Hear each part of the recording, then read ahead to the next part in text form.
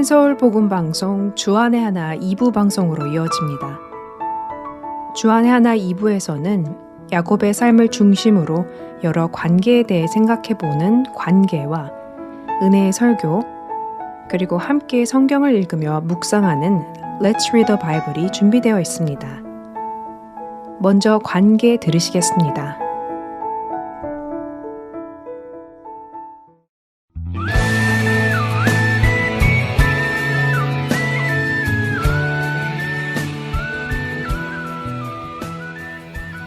애청자 여러분 안녕하세요. 야곱의 일생을 살펴보며 우리들이 엮여있는 관계를 점검해보고 하나님과 또한 사람들과의 참된 관계로 지어져 가기를 원하는 프로그램 관계 진행의 권선영입니다. 식물의 생명은 어디서부터 시작될까요? 겉으로는 무성한 잎과 싱그러운 줄기에서 생명이 솟아나는 것 같지만 사실 그 생명의 근원은 보이지 않는 뿌리에 있습니다. 식물을 키워보신 분들은 잘 아실 텐데요. 잎이 시들고 줄기가 마르고 심지어 벌레가 끼어 겉으로는 완전히 죽은 것처럼 보여도 뿌리의 생기가 조금이라도 남아있다면 그 식물은 다시 살아날 수 있습니다. 병든 가지를 잘라내고 깨끗한 물에 꽂아두거나 새로운 흙에 심어 햇볕이 너무 강하지 않은 곳에서 정성껏 돌보다 보면 놀라운 일이 일어납니다. 몇 달이 지나면 죽은 것 같던 가지에서 새싹이 돋아나는 것을 볼 수 있습니다. 그럴 때면 정말 신기하죠. 도대체 어디서 이런 생명의 힘이 솟아나는가 하는 그 놀라움을 금치 못합니다. 그런데 그것이 바로 뿌리의 신비입니다. 뿌리는 단순히 물과 양분을 흡수하는 역할만 하는 것이 아닙니다. 잎에서 만들어진 양분을 저장하고 식물이 땅 위에 쓰러지지 않도록 단단히 붙잡아주는 역할을 하지요. 그래서 뿌리는 식물의 생존의 근간, 즉 생명의 뿌리라고 할 수 있습니다. 하지만 뿌리가 병들기 시작하면 그 식물의 건강 상태는 금세 눈에 띄게 나빠집니다. 잎이 시들고 줄기가 부러지고 꽃이 피지 않습니다. 아무리 좋은 햇빛과 비를 주어도 뿌리가 썩어 있다면 생명은 유지될 수 없습니다. 그렇기에 그때 식물을 살리려면 과감한 결단이 필요합니다. 바로 썩은 뿌리를 잘라내야 합니다. 아깝다고 그대로 두면 썩음이 점점 퍼져서 결국 식물 전체가 죽게 됩니다. 우리의 영혼도 이와 같습니다. 모든 사람은 불완전한 관계 속에서 태어나고 자라며 인생을 살아갑니다. 그것이 타락한 우리의 세상의 환경이기 때문입니다. 그렇기에 누구나 마음속에 크고 작은 쓴뿌리를 가지고 있습니다. 누군가에게 받은 상처, 억울함, 분노, 시기, 열등감, 용서하지 못한 마음이 내 안 깊은 곳에 자리 잡으면 그것이 바로 영혼의 썩은 뿌리가 됩니다.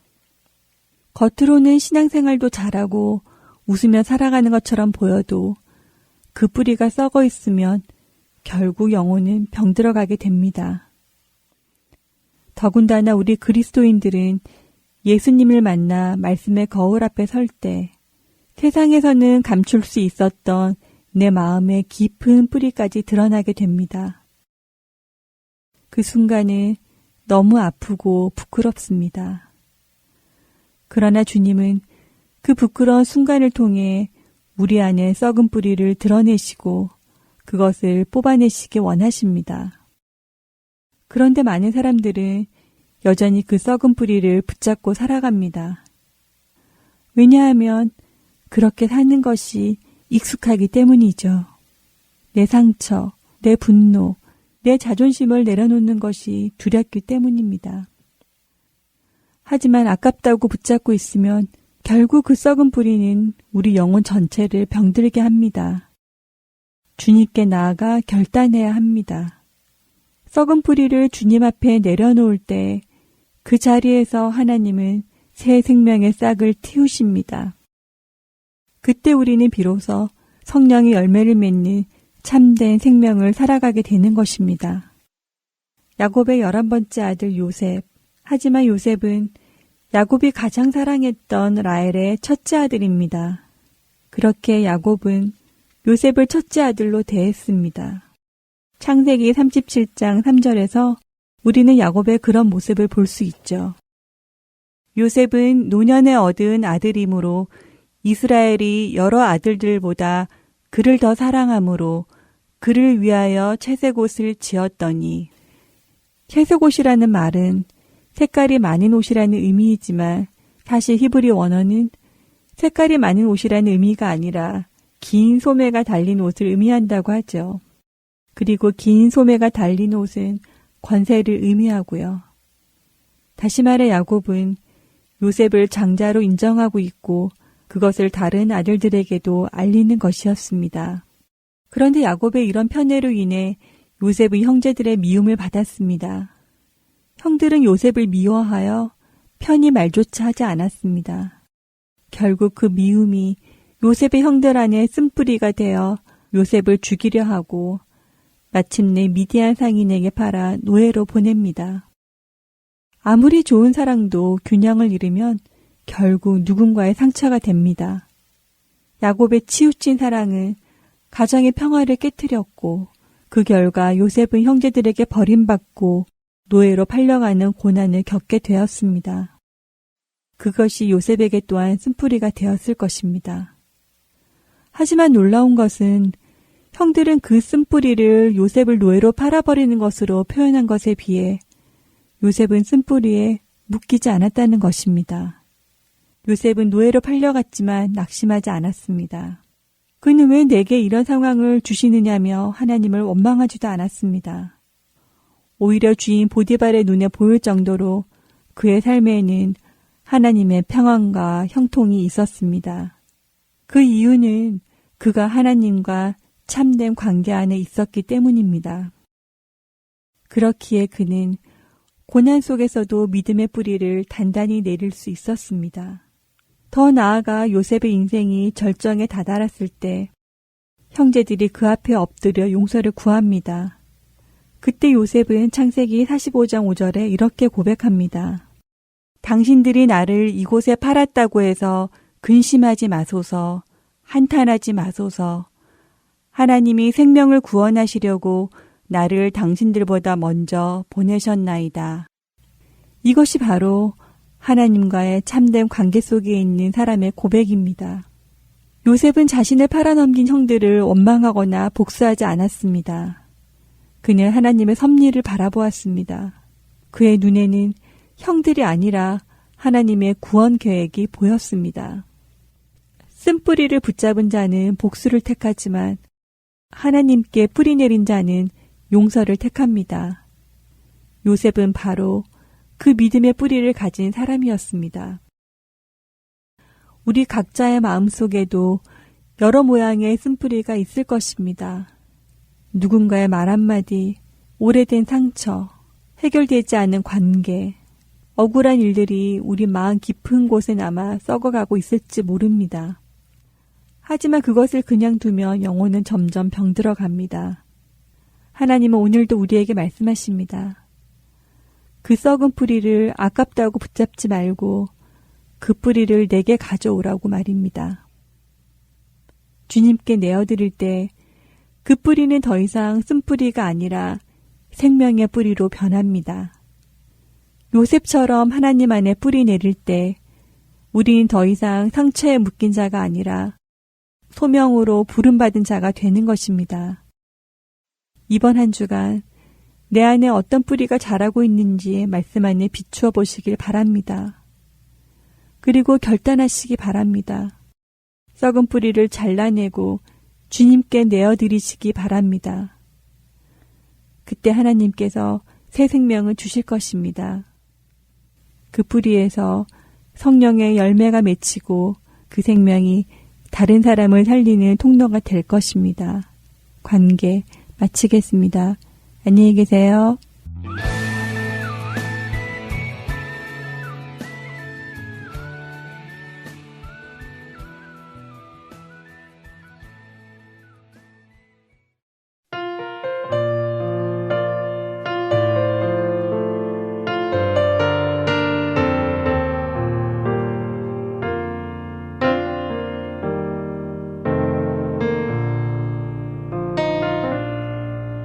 거친 바다 위를 가는 외로운 배처럼 우린 모두 홀로 이 길 걸어가고 있네. 곧 폭풍이 지나가고 추수할 때 되어 주를 만날 때 내 기쁨 넘치리.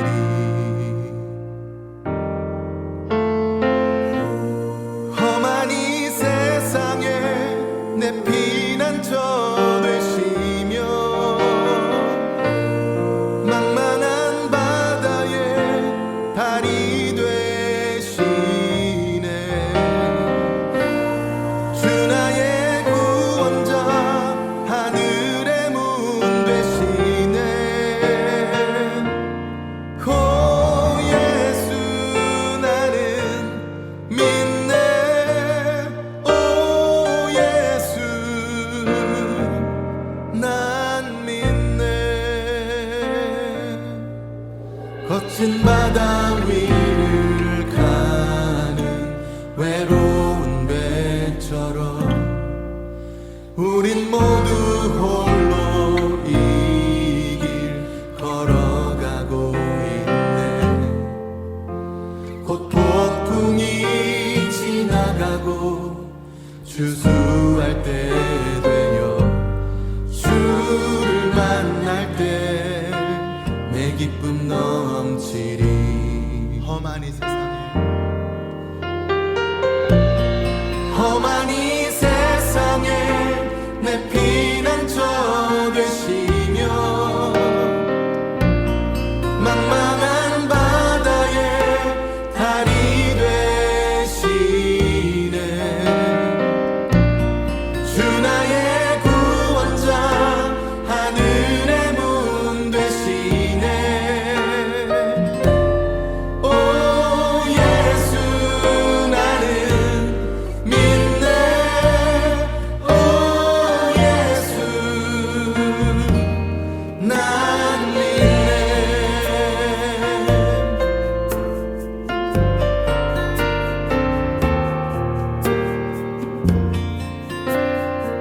나의 모든 괴로움을 다 아시네.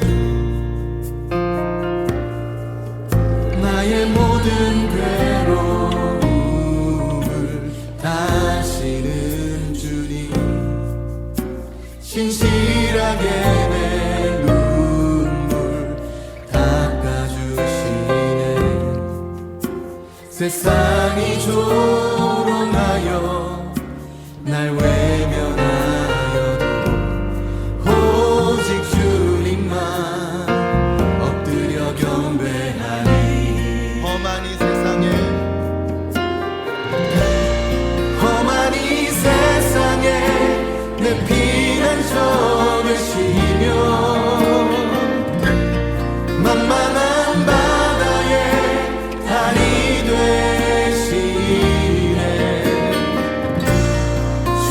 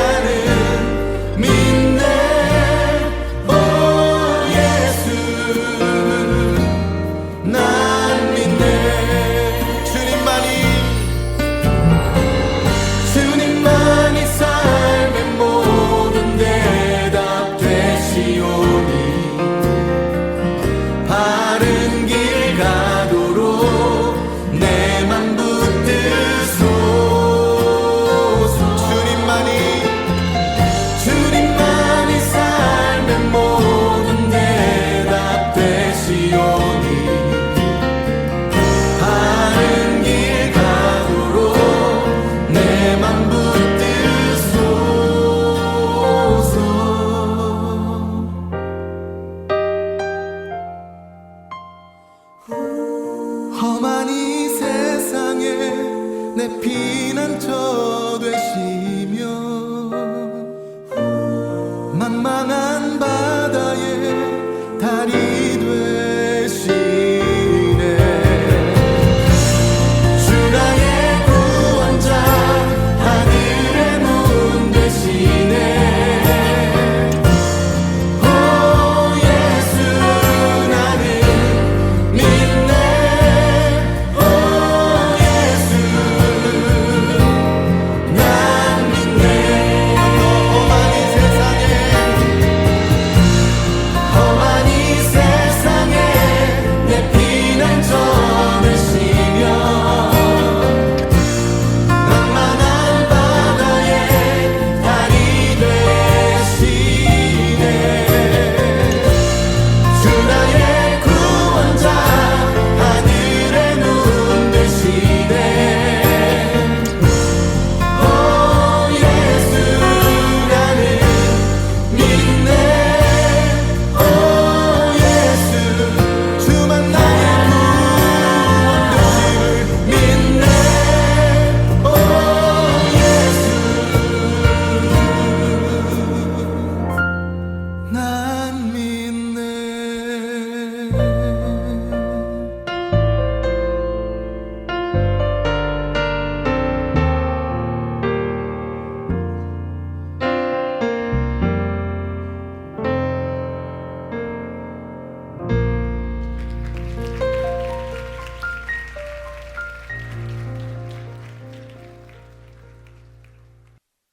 은혜의 설교 말씀 함께 들으시겠습니다. 오늘은 휴스턴 갈보리 침례교회 두지철 목사님께서 데살로니가 전서 5장 18절의 말씀을 본문으로 범사에 감사하라 라는 주제의 말씀 전해주십니다. 은혜의 시간 되시기 바랍니다.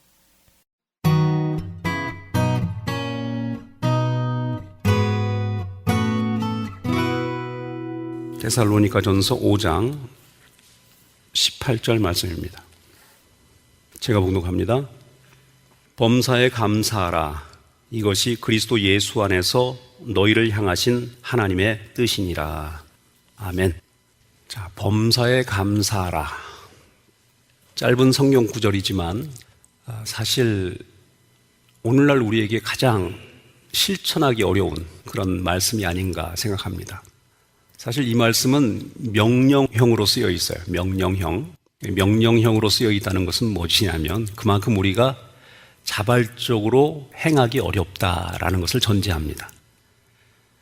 우리의 마음의 본성상 우리가 하나님께 자발적으로 감사로 나아가기가 어렵기 때문에 하나님께서는 그것을 명령형으로 우리에게 주신 것입니다. 인간은 참 감사하기 어려운 본성을 갖고 있는 것 같습니다. 심지어 러시아의 대문호 도스토옙스키가 인간은 감사할 줄 모르는 두 발 달린 동물이다 이렇게 말합니다. 저희도 실제의 삶 속에서 참 감사치 못하는 주변의 사람들을 보면서 불쾌해하고 그러면서 정작 자신 역시 불만과 불평에 빠져있는 모습을 발견하면서 멋쩍어 합니다. 이게 우리의 실상입니다. 디모데후서 3장 1절 이하에 보면 이런 말씀이 나옵니다. 말세에 나타나는 삭막한 인간성에 대해서 쭉 서술하고 있는데요. 그 중에 가장 강조되는 것이 뭐냐면 감사할 줄 모르며 라는 표현입니다. 이런 표현이 있습니다. 너는 이것을 알라. 말세에 고통하는 때가 이르러 사람들이 자기를 사랑하며 돈을 사랑하며 자랑하며 교만하며 비방하며 부모를 거역하며 감사하지 아니하며 거룩하지 아니하며 무정하며 원통함을 풀지 아니하며 무함하며 절제하지 못하며 사나우며 선한 것을 좋아하지 아니하며 배신하며 조급하며 자만하며 쾌락을 사랑하기를 하나님 사랑하는 것보다 더하며 경건의 모양은 있으나 경건의 능력은 부인하니 이 같은 자들에게서 내가 돌아서라. 점점 사회가 감사를 모르는 사회로 변해가는 것 같습니다. 그런데 이런 사회에 대해서 주님께서는 이 데살로니가 전서의 말씀을 통하여서 범사에 감사할 것을 우리에게 다시 한번 강조하십니다. 이 범사라는 말은 어떤 형편에서든지 모든 일에 그리고 또 어떤 일이 일어나더라도 라는 것을 전제합니다. 그런 상황 가운데서 우리가 감사할 수 있느냐, 그리고 주님은 우리에게 그런 어떤 상황에서든 감사하라, 범사에 감사하라라고 우리에게 말씀하고 있습니다. 여러분, 우리는 사소한 일에서뿐만 아니라 큰 일에서도 감사해야 하고요, 우리의 긍정의 시간만이 아니라 부정의 시간도 감사해야 할 줄 알아야 합니다. 우리가 생각할 때 별것 아닌 것처럼 보이는 순간도 감사함으로 하나님께 나아가야 합니다. 이것이 우리 성도들에게 요구하시는 하나님의 뜻입니다. 오늘 본문에도 이것이 그리스도 예수 안에서 너희를 향하신 하나님의 뜻이다 라고 이렇게 말씀하고 있습니다.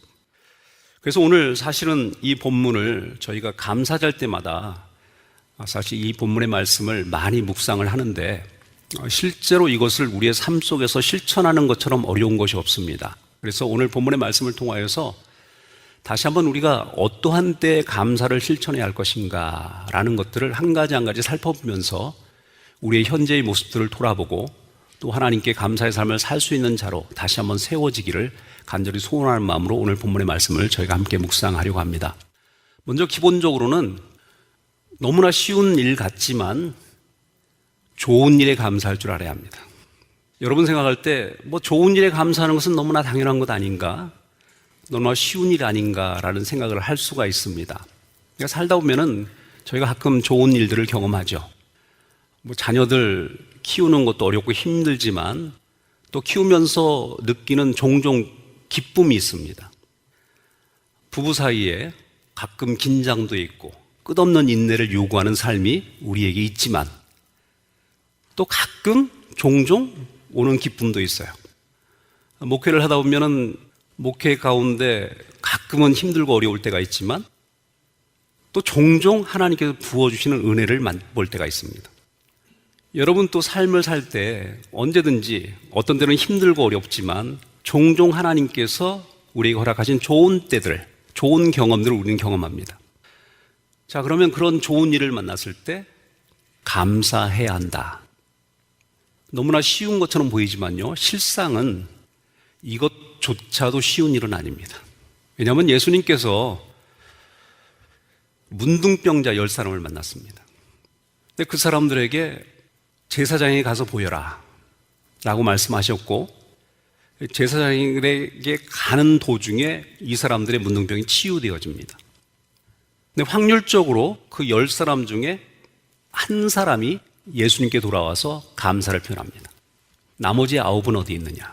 이것은 물론 좀 상징적인 그런 사건이긴 하지만 퍼센테이지로 10분의 1입니다. 평생 문둥병자로 사회의 질시와 천대를 받고 살아가던 사람들이 그 문둥병에서 회복되어지는 놀라운 좋은 일을 경험했는데 그 좋은 일을 경험하고 난 다음에 감사를 표현한 사람은 한 사람이었어요. 그러니까 좋은 일을 만났을 때 감사를 하는 것도 사실상 쉬운 일은 아닙니다. 마땅히 감사해야 할 좋은 일들을 쉽게 넘겨버린 우리의 모습은 없는지 한번 돌아보는 시간이 되었으면 좋겠습니다. 여러분, 지난 1년 동안 하나님께서 우리의 삶에 어떻게 일하셨죠? 돌아보면 위기도 있었고 어려움도 있었고 또 많은 힘든 일들도 있었는데 그 시기들을 극복하면서 또 하나님께서 우리에게 경험하게 하신 은혜의 순간들이 있었어요. 근데 그때는 넘어가 버립니다.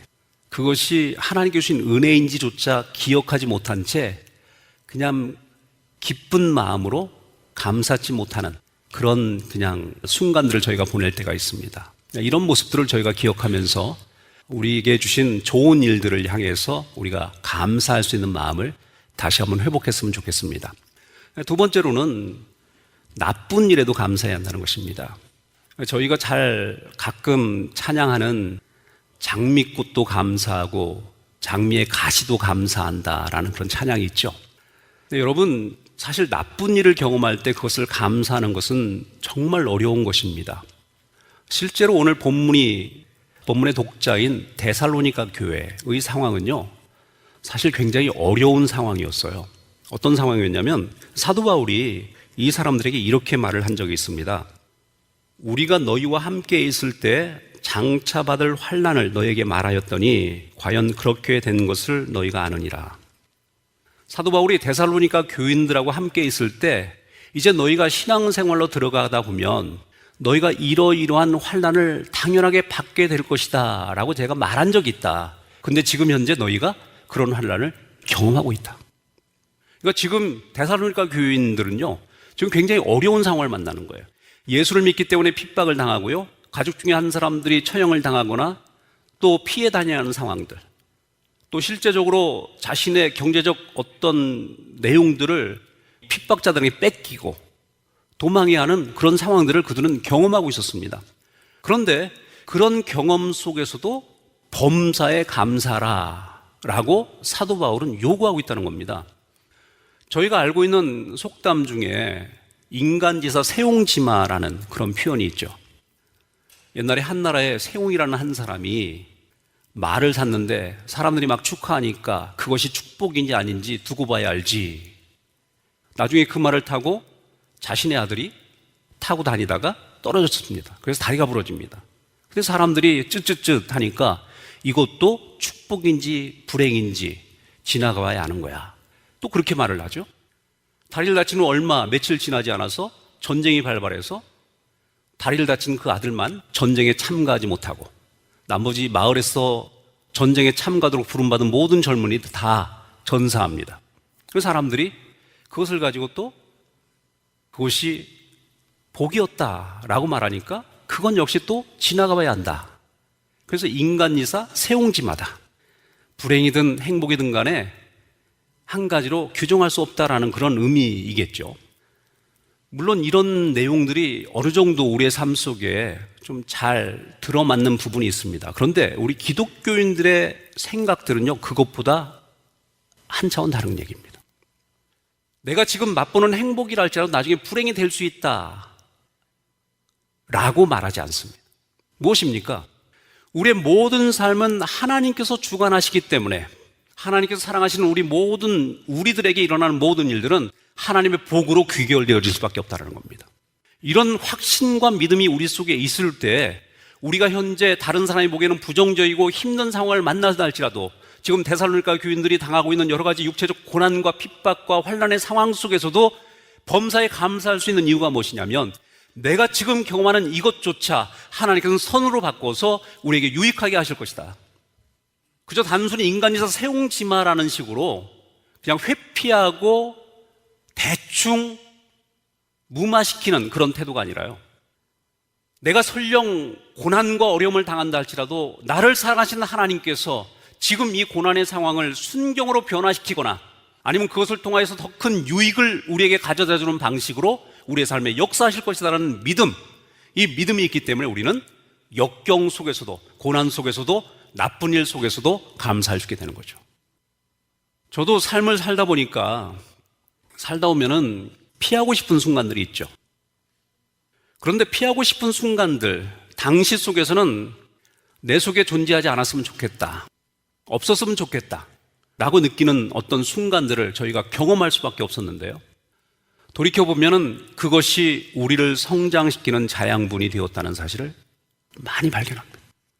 당장의 어떤 순간에는 피하고 싶고 도망하고 싶은 부정적인 상황이었어요. 그런데 그 상황이 없었다면 내가 과연 이렇게 세워질 수 있었을까라는 생각도 해봅니다. 그래서 하나님께 우리가 고백해야 할 것은 무엇이냐면 우리의 부정적인 상황들조차도 하나님께서는 하나님의 뜻 안에서 허락하신 것이고 그것을 통해서 하나님의 뜻을 이루어 가시기 때문에 우리는 그것조차도 감사해야 한다는 겁니다. 인생을 보는 시각 가운데 거시적으로 보는 시각이 있고 미시적으로 보는 시각이 있습니다. 사람들은 너무 눈앞의 것에 아둥바둥합니다. 근데 인생을 좀 길게 봐야 합니다. 특별히 신앙을 가진 사람들은 하나님의 비전 가운데서 우리의 삶을 봐야 합니다. 지금 당장은 내 삶에 있기를 원하지 않는 그런 상황이라 할지라도요, 하나님은 거시적으로 우리의 삶에 그것이 필요하니까, 그것이 우리를 성장시키고 성숙시키니까 우리의 삶에 허락하신 것이라는 믿음, 그 믿음이 우리 속에 있을 때 우리는 나쁜 것도 감사할 수 있게 되는 겁니다. 나에게 지금 가시처럼 찔리는 환경, 나를 힘들게 하는 어떤 사람, 주변의 관계들, 모든 환경들, 상황들, 이것들이 결국 하나님의 뜻 안에서 우리에게 허락되어진 것을 아는 사람들은 그것조차 감사할 수 있게 되는 겁니다. 또 다른 것은 이런 것입니다. 당연한 것을 감사해야 합니다. 당연한 것. 유명한 만화 작가인 바트 심슨이라는 사람이 어느 날 호텔 레스토랑에서 식사를 아는 사람들과 함께 하다가 식사 기도를 주문받았습니다. 심슨이 이렇게 기도를 했답니다. 하나님이시여, 우리가 먹는 모든 것의 값은 우리가 지불했습니다. 그러므로 아무것도 감사할 것이 없음을 감사합니다. 굉장히 시니컬하게 표현한 거죠. 근데요, 이것이 극단적인 표현이긴 하지만 실제로 우리가 하나님 앞에 그런 태도를 취할 때가 많습니다. 아니, 내 돈 내고 내가 먹으면서 내가 샀는데 왜 이것을 감사해야지? 라고 우리는 생각해요. 저희가 화요일 날 신명기서를 계속 묵상을 해왔는데요. 신명기서의 전체적인 내용은 어떤 내용이 나오냐면 이스라엘 백성들에게 너희가 어떤 존재인지를 잊지 말아라. 그 가나안 땅에 가서도 그것을 항상 기억하면서 살라. 그것이 바로 하나님 백성됨의 증거다라는 것을 계속 말씀하십니다. 그것이 뭐냐면 너희가 하나님으로부터 은혜를 받아 구원받은 자임을 항상 기억하라. 그리고 너희가 가나안 땅에 들어가서 살 때 하나님께서 젖과 꿀이 흐르는 땅을 너희에게 허락하셨기 때문에 거기에서 많은 풍성한 소출을 얻게 될 것인데 그것을 너희가 누릴 때 이것이 우리의 힘과 능력으로 얻은 것이다라는 생각을 버리고 하나님께서 우리에게 은혜를 주셨다는 생각을 항상 간직하고 살아가라. 이것이 그리스도인들의 모습, 하나님 백성의 모습이다라는 것을 신명기에서 계속 강조합니다. 저희가 삶을 살면서 당연하게 생각하는 것들이 있어요. 내가 당연하게 누리는 그저 일반적인 상황들. 근데 사실 그 당연한 것조차 하나님께서 우리에게 허락하지 아니하셨으면 우리가 누릴 수 없는 것임을 아십니까? 현재 전 세계에 60억 명이 있습니다. 60억 명. 그런데 그 중에 10억 명이 하루 생활비로 1달러를 사용하고 있는 거 아세요? 저희가 교회를 오가면서 홈레스 피플들한테 그저 구제하는 마음으로 주는 그 1달러입니다. 그 1달러가 사람들에게 하루의 생활비로 요구되어집니다. 60억 명 중에 전기가 없는 지역에 사는 사람이 20억 명입니다. 20억. 깨끗한 물을 마실 수 없는 사람들, 우물시설이 없어서 그저 개울가, 저수지 같은 데 가서 물을 퍼다가 먹는 사람들이요 10억 명이다. 10억 명. 6분의 1, 3분의 1이 전기가 없고 물이 없는 지역에 살고 있어요. 그와 비교해 보면 우리가 누리는 삶의 환경은요 풍성 그 자체입니다. 근데 여러분 한 번도 여러분이 누리고 있는 그 현재의 삶을 참 감사하다라고 느껴본 적이 있습니까? 당연하다고 느끼지 않으세요? 내가 이래서 먹고 사는 거지 하나님께서 허락하신 그런 환경이라고 생각하면서 살고 계십니까? 우리가 마시는 공기, 우리가 먹는 물, 우리가 누리는 수많은 환경들이 우리는 너무나 당연하게 생각하기 때문에 그것들을 감사하는 마음을 표현하고 살지 못합니다. 자식들, 가정, 내 몸, 지금도 건강을 잃고서 병원에서 생사를 오가는 고통 가운데 있는 사람들이 존재하는데 우리 대부분은 육체적인 그다지 큰 불편 없이 살아갑니다. 근데 우리는 그것을 마땅한 것으로 여깁니다. 감사하지 못합니다. 여러분, 이 모든 것들은 우리가 감사할 조건들입니다. 좋은 것이든 나쁜 것이든 우리가 또 당연한 것이든 간에 그 모든 것들이 하나님께서 허락하지 않으셨으면 하나님께서 우리의 선을 위하여서 우리의 삶에 허락하신 것이 아니라면 우리가 경험할 수 없는 것들입니다. 우리는 이 모든 것에 감사할 줄 알아야 합니다. 여러분, 오늘 이 데살로니가 교인들은요 이런 범사에 감사하는 삶을 살기 위하여서 그들이 어떤 믿음 가운데 존재했는가를 오늘 본문을 통해서 저희가 살펴볼 수 있는데요. 기본적으로 이 사람들은 구원에 대한 감사가 넘쳤습니다. 성경 말씀 데살로니가전서 1장 9절에 10절 말씀 보니까 데살로니가 교인들에 대해서 이렇게 말합니다. 너희가 어떻게 우상을 버리고 하나님께로 돌아와서 사시고 참되신 하나님을 섬기며 또 죽은 자들 가운데서 다시 살리신 그의 아들이 하늘로부터 강림하심을 기다린다 하였어요. 세 가지예요. 너희가 구원을 받았다는 사실, 그 다음에 그 사신 하나님이, 지금도 살아계신 그 하나님이 너희와 함께하고 있다는 사실, 그리고 예수님께서 재림하신다는 사실, 이 세 가지를 얘기합니다. 그것이 데살로니가 교인들의 신앙이었어요. 그 신앙을 갖고 있기 때문에 그들에게 범사에 감사할 것을 요구하고 있는 겁니다. 여러분 동일합니다. 여러분도 이 신앙을 고백할 수 있다면 우리 역시 범사에 감사하는 삶을 살아야 하고 살 수 있는 자가 됩니다. 여러분 무엇보다도 우리가 구원받았다는 사실처럼 감사의 조건으로 충분한 것이 없습니다. 우리는 멸망 가운데 있었던 진노의 자식들이었고 하나님께 범죄함으로 말미암아 사망 가운데 거하는 자들이었습니다. 그런 우리들에게 우리의 힘과 능력과 우리의 노력이 아니라 하나님께서 일방적인 은혜를 베풀어 주심으로 말미암아 구원받았어요. 충분하지 않습니까? 망할 인생이 변하여서 엄청난 생명을 얻는 자가 되었는데 이미 우리는 충분히 모든 것을 가진 자가 아닙니까? 구원을 받았다는 사실 자체는요, 우리 모든 환경과 상황을 감사할 수 있는 자가 되게 만듭니다. 내가 정말로 원하고 소원하는 어떤 것이 있다면 그것을 이루기 위해서 우리가 당하는 조그만 손해들은 감사할 수 있는 것 아닙니까? 오히려 그것을 내가 포기함으로 말미암아 얻을 수 있는 것이 더 귀하고 큰 것이라면 우린 충분히 그것 자체로 감사할 수 있는 것 아니겠어요?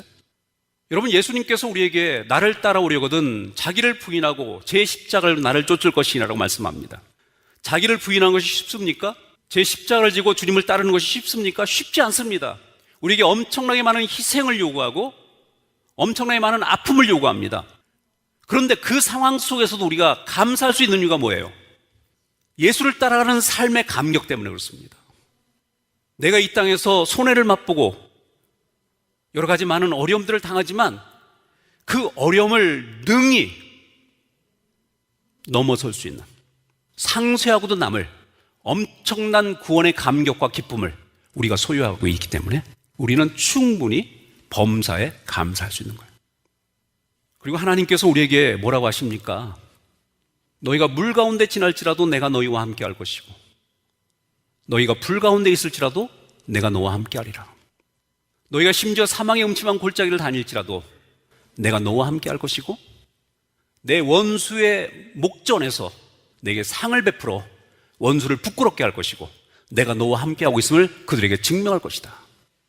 너의 평생의 주의 선하심과 인자하심이 너를 따라다니며 너를 보호하실 것이다. 이게 사신 하나님이 우리와 함께 하시는 적입니다. 우리가 이러한 하나님의 약속을 믿는 자라면 우리는 현재적 어떤 상황에서든지 하나님께 감사함으로 나아갈 수밖에 없습니다. 그리고 또 다른 것은 무엇입니까? 재림하시는 하나님. 이건 뭐예요? 우리의 삶의 마지막 결산.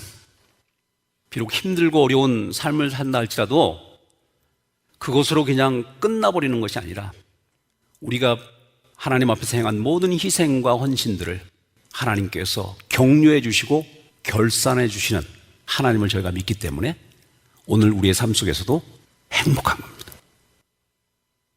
여러분, 일하는 것이 쉬운 일은 아니지만 일하고 난 다음에 오는 짭짤한 수입들 때문에 그것이 기쁨이 될 때가 있지 않습니까?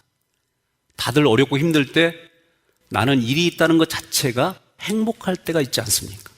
마찬가지예요. 하나님께서 우리의 삶에 결산하시고 우리의 삶에 나중에는 회복시켜 주시는 하나님을 우리가 기대할 수 있다면 우리는 하나님께 감사로 나아갈 수 있습니다.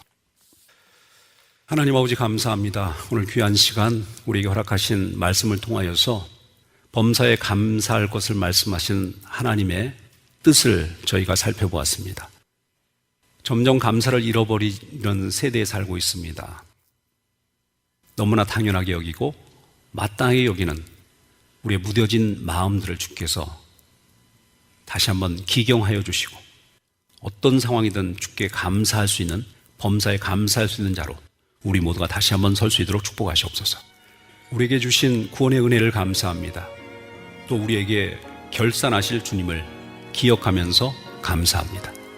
오늘 감사가 넘치는 복된 시간이 되길 간절합니다.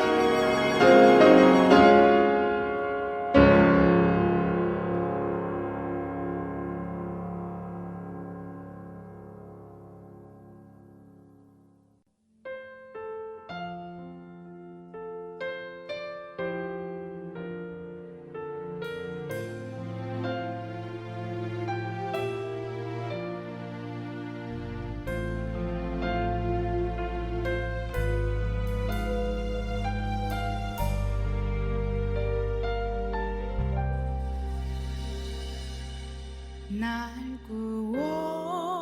구원하신 주 감사, 모든 것 주신 감사, 지난 추억이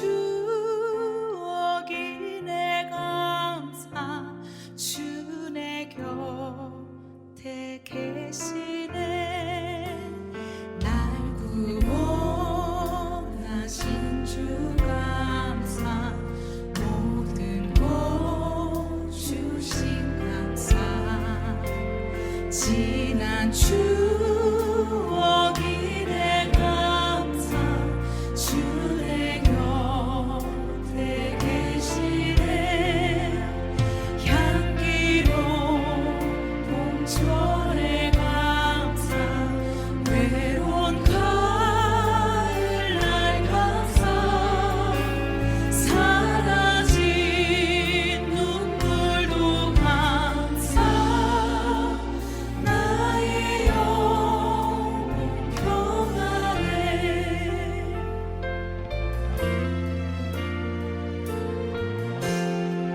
응답하신 기도 감사,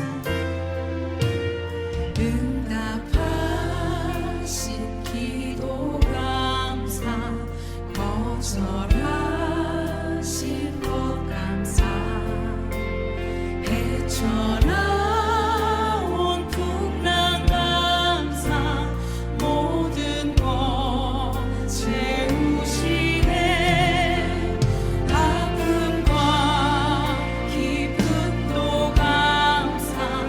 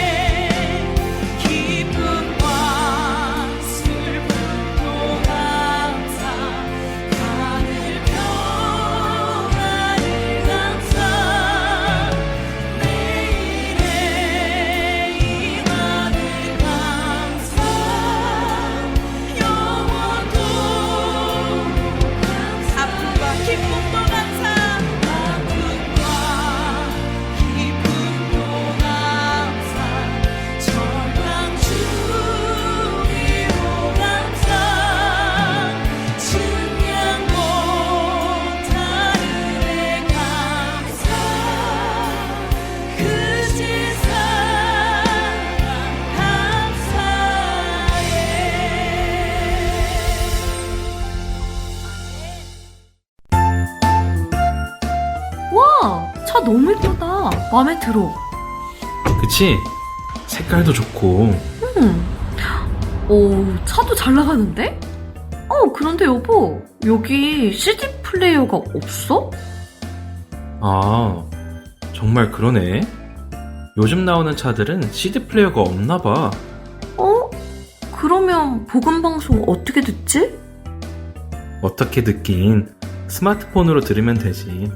오, 스마트폰으로? 응.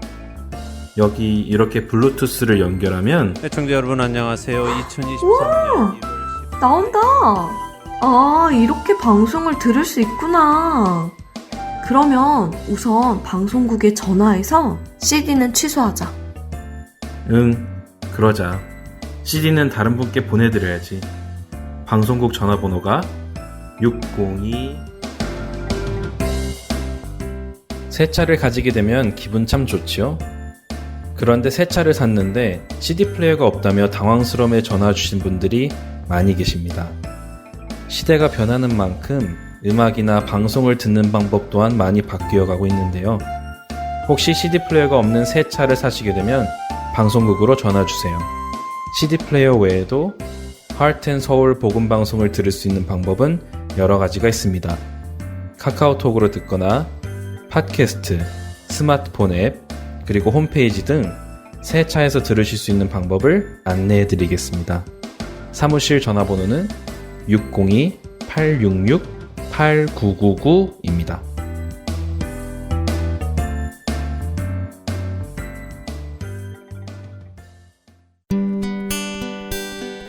기쁜 소식 사랑으로 땅끝까지 전하는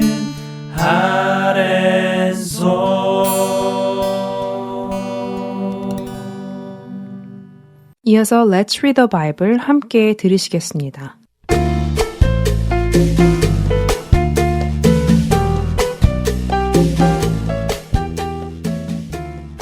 애청자 여러분 안녕하세요. Let's Read the Bible 진행의 유민입니다. 십자가를 지시기 위해 예루살렘에 입성하신 예수님. 하지만 사람들은 이제 예수님이 곧 십자가를 지실 것을 알지 못했습니다. 그리고 예수님의 제자들조차도 그 사실을 알지 못했지요. 지난주에 살펴본 것처럼 대제사장들과 서기관들과 장로들은 예수님께 나와와서 예수님께 도전합니다. 무슨 권위로 이런 일을 하느냐고 말입니다. 그런 그들에게 예수님은 오히려 세례 요한의 세례가 어디로부터 왔느냐 하고 물으셨습니다. 하지만 그들은 세례 요한의 세례가 하늘로부터 온 것을 알면서도 그것을 인정하지 못했습니다. 그들은 진리를 알아도 진리를 인정하지 못하는 자들이었지요. 더 나아가 이제 그들은 자신들의 유익을 위해 그 진리를 없애려 할 것을 예수님은 아셨습니다. 그래서 오늘 함께 읽을 마가복음 12장 1절에서 12절에 예수님은 우리가 잘 아는 한 비유를 설명해 주십니다. 바로 포도원 주인이 좋은 포도원을 만들어서는 농부들에게 맡기고 멀리 타국에 가서는 포도를 수확할 때가 이르자 그 포도원에 소출을 받으려 종을 보냈지만 농부들은 소출을 주인에게 보내기는커녕 종을 잡아 심히 때려서는 돌려보냈고 주인은 또 다른 종을 보냈지만 농부들은 계속해서 오는 종들을 때리고 심지어는 죽이기까지 했다고 하시지요. 결국 주인은 설마 내 아들의 말까지 무시하지는 않을 것이라며 자신의 아들을 보냈는데 농부들은 오히려 이 기회에 그 아들을 죽여 없애버리면 포도원이 자신들의 것이 될 것이라며 죽여서 포도원 밖에 내던졌다고 하시지요. 예수님은 이 비유를 그들에게 들려주시며 이 악한 농부들이 지금 이 백성들의 모습이며 이제 주인의 아들이신 예수 그리스도께서 그들의 손에 의해 죽임을 당하고 버려질 것을 말씀해 주십니다. 사실 예수님의 이 비유를 들으면 모든 사람들은 포도원의 농부들이 악한 것을 압니다. 그들의 행동이 악한 행동이며 절대 해서는 안 되는 생각과 행동임을 알지요. 문제는 예수님의 이 비유를 들은 유대 지도자들의 반응입니다. 12절에 그들은 예수님의 이 비유가 자기들을 가리켜 말씀하신 것임을 알았다고 하지요.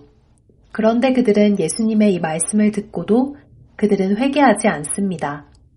오히려 예수님을 잡고자 했지만 주변에 무리들이 있기에 두려워서 그냥 돌아갔다고 합니다.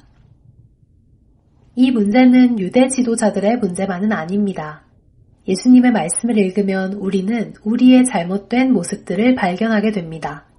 우리를 향한 예수님의 경고의 말씀들을 들을 수 있게 되지요. 그런 때에 우리의 반응은 어떤지 살펴보기 원합니다. 분명 나에게 하시는 권면과 경고의 말씀인데도 불구하고 그 말씀을 듣고 회개하고 돌이키지 않는다면 그것은 예수님을 죽이려는 유대 지도자들과 별 차이가 없는 것입니다. 그러므로 성령이 이르신 바와 같이 오늘 너희가 그의 음성을 듣거든 광야에서 시험하던 날에 거역하던 것 같이 너희 마음을 완고하게 하지 말라. 히브리서 3장 7절과 8절의 말씀입니다. 주님의 음성을 듣고 마음을 완고하게 하는 자들이 아니라 회개하고 돌이켜 구원에 이르는 우리가 되기를 바랍니다. Let's read the Bible 마가복음 12장 1절에서 12절까지의 말씀을 읽겠습니다.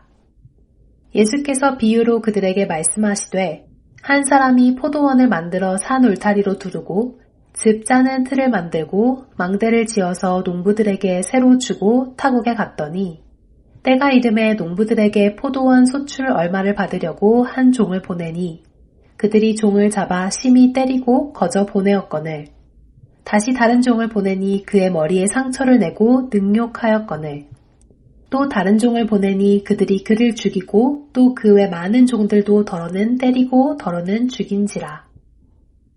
이제 한 사람이 남았으니 곧 그가 사랑하는 아들이라.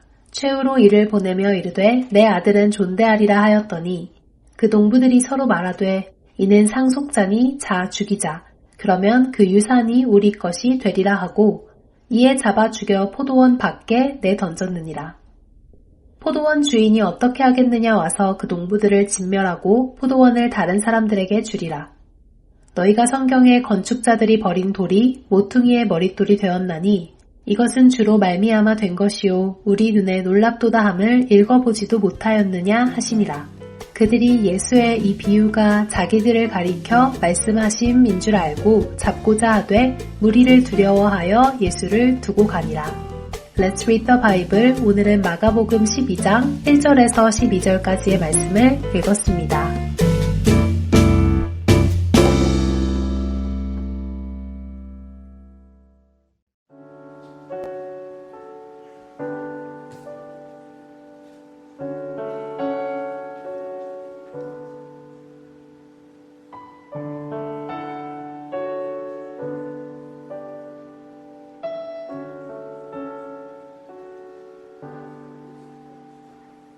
나 이제